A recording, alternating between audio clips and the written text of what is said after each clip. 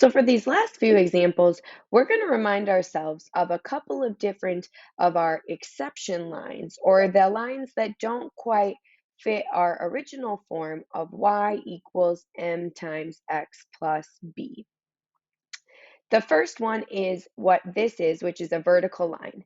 Anytime you have x is greater than or equal to, x is greater than a number, x is less than a number, x is less than or equal to, and then just a plain number, this tells you that this is a vertical line. So we're not actually going to make our first point at the y-intercept.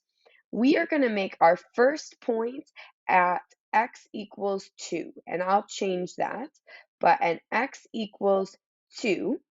So, because it says x is greater than or equal to negative 2. Oh, sorry, so at negative 2.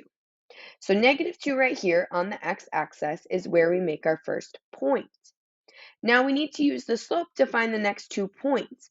Well, what this one is telling us, because we don't see a slope, is this slope is actually undefined. Remember, it is a vertical line, so it's what's called undefined, which means our points are never going to change from negative 2 on the x-axis.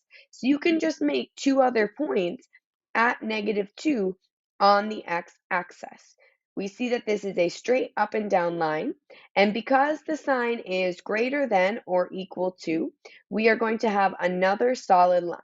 So we're just going to connect all of our points, include some arrows, and then I think the shading of these are a lot easier because we have greater than or equal to. So this is equal to, and then where are all the numbers greater than negative 2? Well, they're all over here. 1, 2, 3, 4, 5, and 6. These are all bigger than negative 2. So for these ones, I don't really think you need to check the point. You could check the point 0, 0 right there. 0 for the x, is that greater than or equal to negative 2?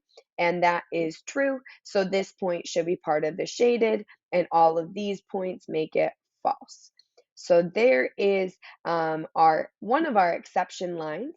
Anytime we see x equals any type of a number, that tells us that we have a vertical line, so a straight up and down line. So it's a little bit more straightforward on how to graph it.